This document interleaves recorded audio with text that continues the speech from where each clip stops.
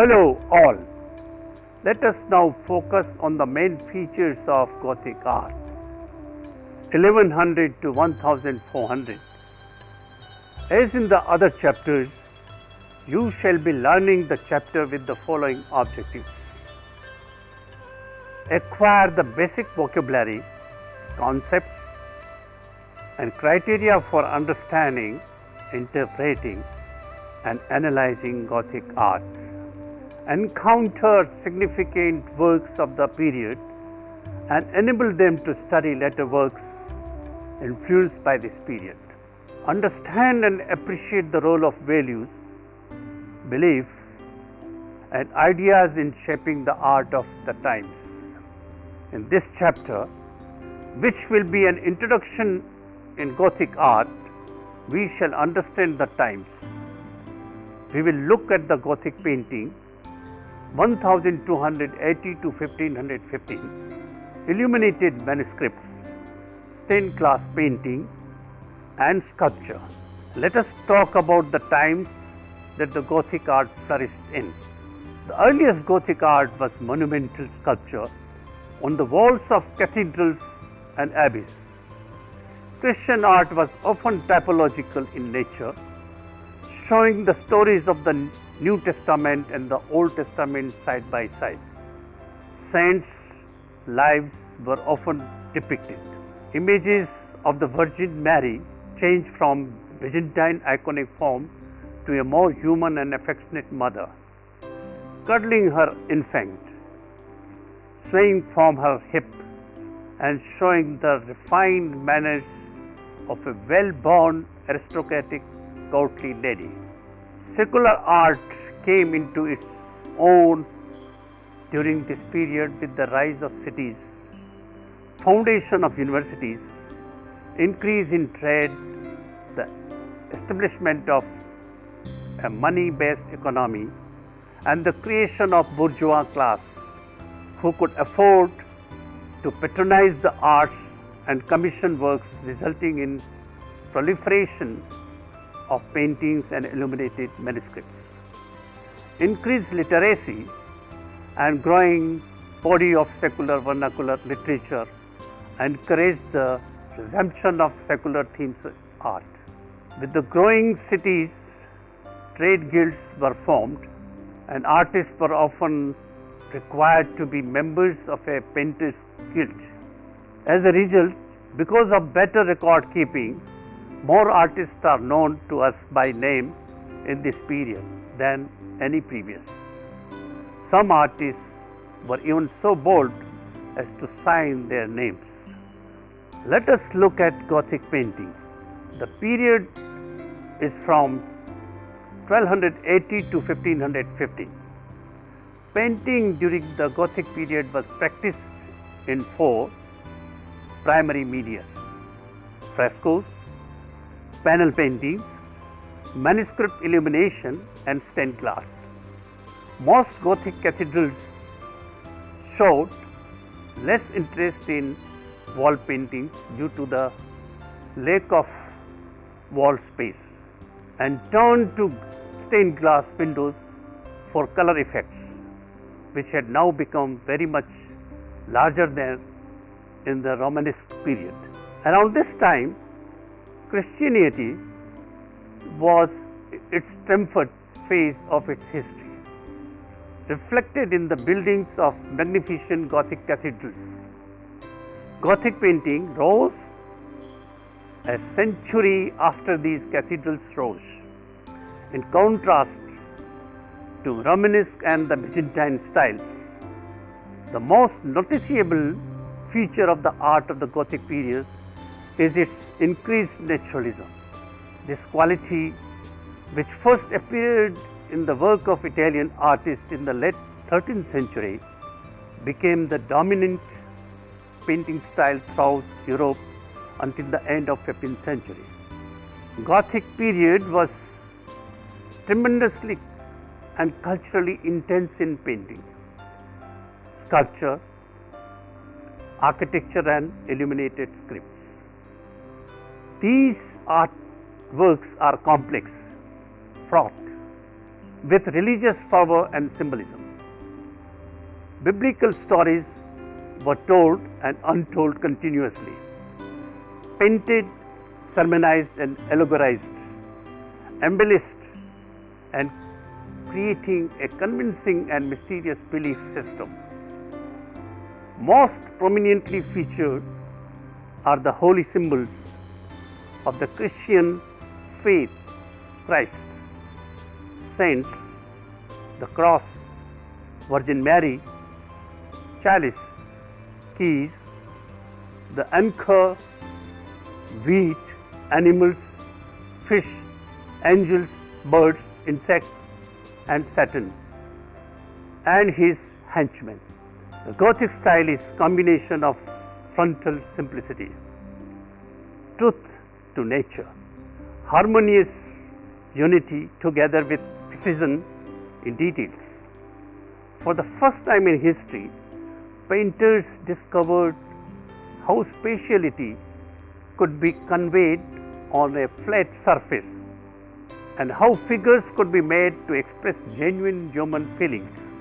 In light of these innovations, the old idiom of the Gothic style soon appeared to be obsolete, for in it an undulating lines circumscribe all elements of the two-dimensional composition, while movements and means of expressing emotions were chaotic.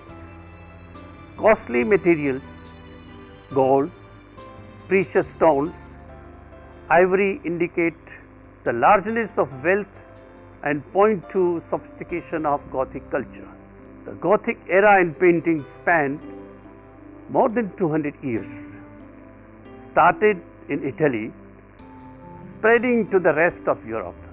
At the end of Gothic art's reign, some artists in the north resisted the Renaissance developments and continued with Gothic style. Thus the end of the Gothic era overlaps with the Italian and Northern Renaissance periods. There were Gothic revivals in the 18th and 19th centuries. Gothic paintings are darkly mystical, infused with an ethereal emotional intensity. One of the most exciting things about Italian Gothic painting is that for the first time in a long while, we actually have names for most of artists of this age, like Cimabue, Lucio, Giotto, the Lorenzetti brothers, and Gentile the Fabriano. By following the work of these artists, we can see two trends developing in Italian Gothic art: increasingly realistic figures and use of perspective in painting. These trends would eventually give rise to the Italian Renaissance. Gothic painting was a reflection of the changing times in Europe. It was a change from the Dark Ages to a more enlightened, tolerant society. According to historian Heinrich van Loon, people were tremendously alive. Great trades were being founded. Large centers of commerce were being developed. High above the turreted towers and castles and the peaked roof of the town hall rose to the slender spire of the newly built Gothic cathedral. Everywhere the world was in motion. The high and mighty gentlemen of the city hall, who had just become conscious of their own strength by their recently acquired riches, were struggling for more power with the feudal masters. One example, a large wooden crucifix attributed to the 13th century Florentine painter Coppo da Marcobaldo, represents an image of a suffering Christ on the cross, a Byzantine type with the closed eyes and bleeding. sagging body that encourages viewers to respond emotionally and empathetically to the image.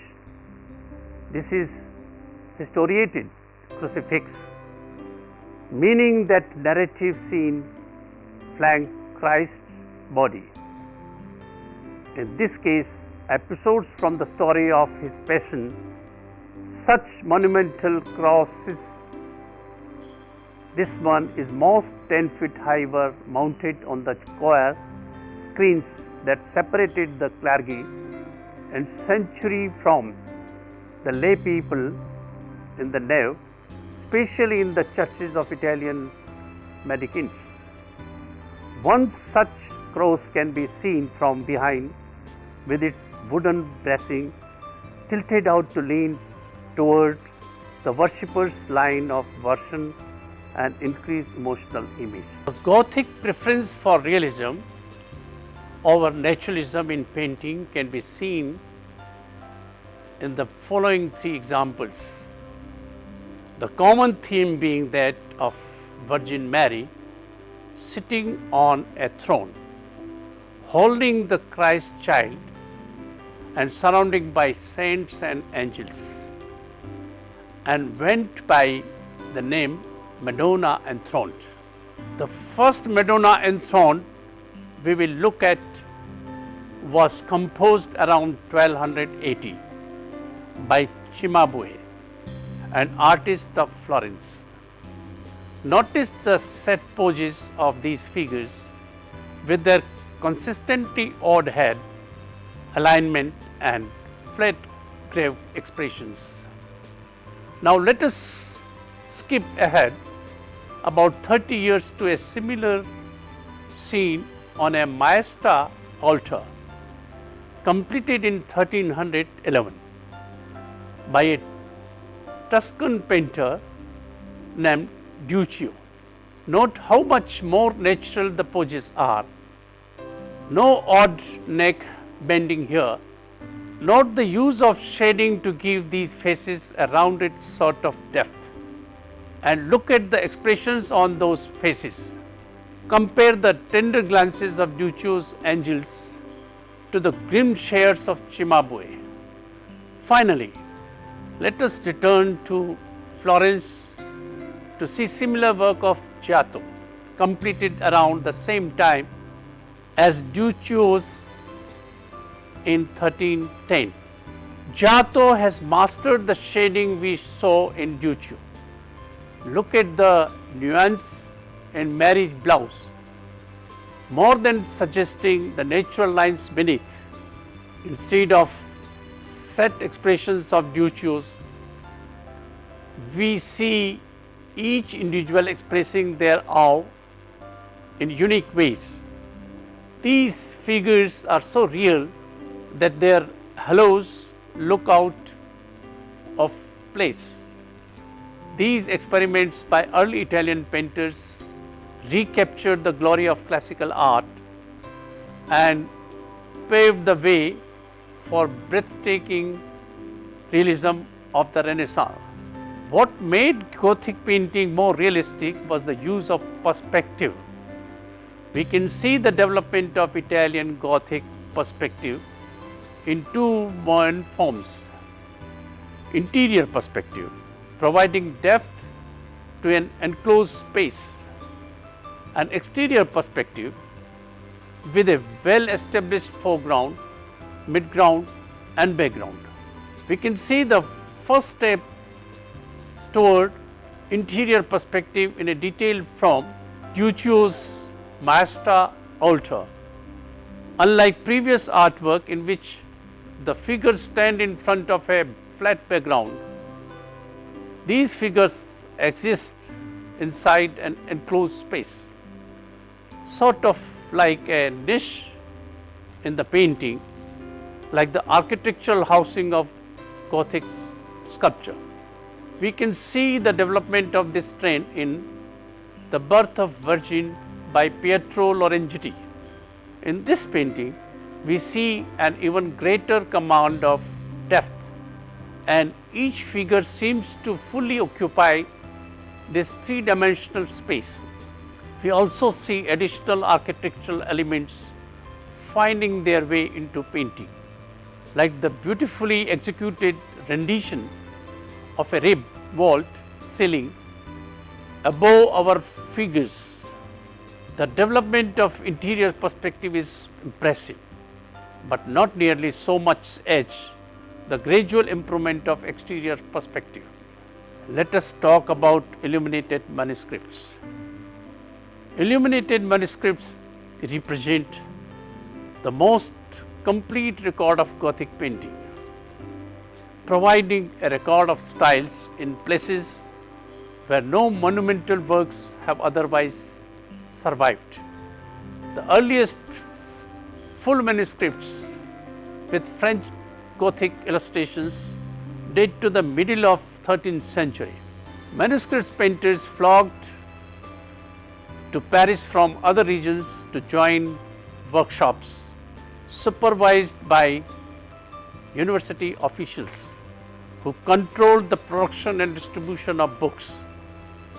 These works ranged from small Bibles used as textbooks by university students to extravagant devotional and theological works filled with exquisite miniatures for the use of wealthy patrons.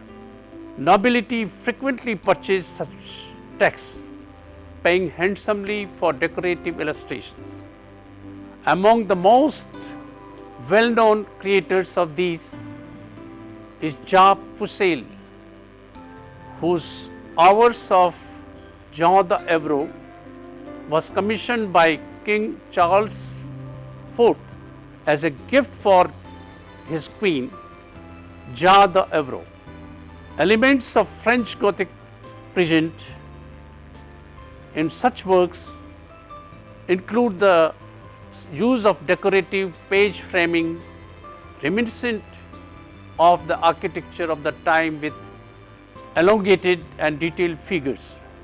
The use of spatial indicators such as building elements and natural features such as trees and clouds also denote the French Gothic style of illumination. Another interesting example is the Bible. The design of stacked medallion forming the layout clearly derives from stained glass lancets with their columns of the superimposed images. The schema combines pictures with words.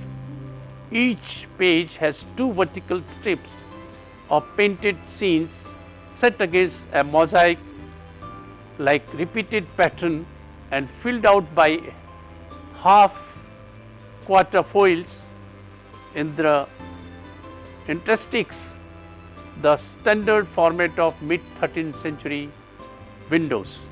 Adjacent to each medallion is an excerpt of text, either a summary of a scriptural passage or a terse contemporary interpretation or allegory. Both painted miniatures and text alternate between scriptural summaries and their moralizing explications, outlined in words, visualized with pictures. This adds up to a very learned and complicated compilation, perhaps devised by clerical scholars at the University of Paris, but certainly painted by some of the most important professional artists in the cosmopolitan French capital. Stained glass is arguably one of the most important aspects of Gothic cathedrals. As its popularity rose, mainly during the mid-12th century, the increased presence of stained glass presented major changes to the way the general populace was learning about religion. The windows became illuminated.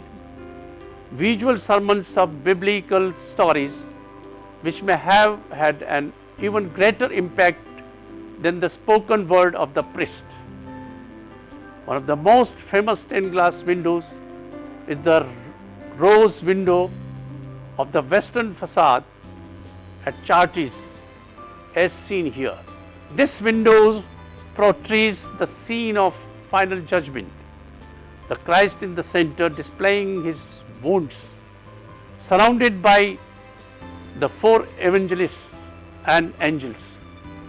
The 12 apostles are on the left and right, while above and below are the scenes of the resurrection, the weighing of souls by the archangel Michael, the redeemed being led to heaven by an angel, and the damned being led to hell by a demon. Sacred destinations, Chartres rose window. It seems to be the common theme in many Gothic cathedrals that the windows as well as the sculpture of the western facade tend to depict scenes of the final judgment, while the architecture of the eastern facade shows images of the Virgin Mary or the Virgin and Child enthroned. The theme of the windows is most likely structured this way symbolically, based on the fact that the sun rises in the east and sets in the west, as a way to relate the beginning and the end. Let us talk about sculpture now. The earliest Gothic sculptures are stone figures of saints and the Holy Family used to decorate the doorways or portals of cathedrals in France and elsewhere. The sculpture on the royal portal of Chartres Cathedral, circa 1145 to 1055, were little changed from their Romanesque predecessors in their stiff, straight, simple, elongated and hieratic forms. But during the later 12th and early 13th century, sculptures became more relaxed and naturalistic in treatment, a trend that culminated in sculptural decorations of the Reims Cathedral, circa 1240. These figures, while retaining the dignity and monumentality of their predecessors, have individualized faces and figures, as well as full flowing draperies and natural poses and gestures, and they display a classical poise that suggests an awareness of antique Roman models on the part of their creators. Early Gothic masons also began to observe such natural forms as plants more closely, as it's evident in the realistically carven clusters of leaves that adorn the capitals of columns. Monumental sculptures assumed an increasingly prominent role during the high and late Gothic periods and were placed in large numbers on the facades of the cathedrals, often in their own niches. In the 14th century, Gothic sculpture became more refined and elegant and acquired a manner daintiness in its elaborate and finicky drapery. The elegant and somewhat artificial prettiness of this style was widely disseminated throughout Europe in sculpture, painting and manuscript illumination during the 14th century and became known as the International Gothic style. An opposite trend at this time was that of an intensified realism, as displayed in French tomb sculptures and in the vigorous and dramatic works of the foremost late Gothic sculptor Claude slaughter.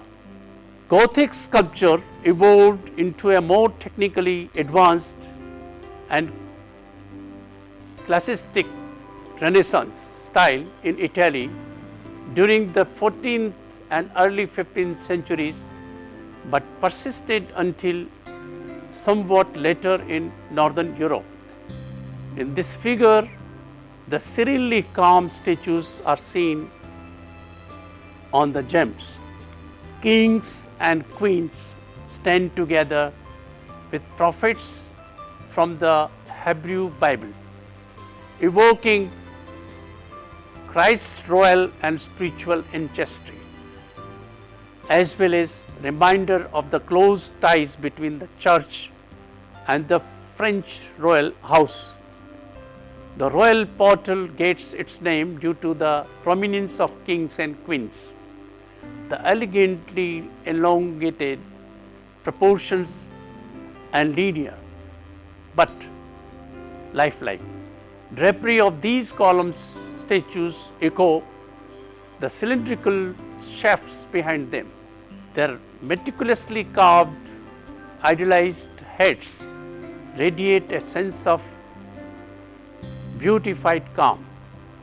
In fact, tranquility and order prevail in the overall design as well as in the individual components of this portal, a striking contrast to the dynamic configuration and the energized figures on the portal of Romanesque churches.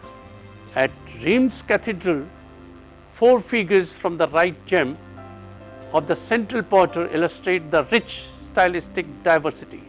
The pair on the right portrays the vegetation in which Mary left, pregnant with Jesus, visits her older cousin Elizabeth, right, pregnant with Saint John the Baptist. The sculptor of these figures achieved in Reims about 1230 to 1235 drew heavily on ancient sources. Reims had been a major Roman city and there were remaining Roman works at the disposal of medieval sculptors. The bulky bodies show the same solidity seen in Roman sculpture, and the women's full faces, wavy hair and heavy mantles recall imperial portrait statuary, even in their use of 2 imperial facial ideals of unblemished youth, Mary and aged accomplishment Elizabeth. The figures shift their weight to one leg in contrapposto as they turn toward each other in conversation. The pair to the left of the vegetation enacts the Annunciation, in which the Archangel Gabriel announces to Mary that she will bear Jesus.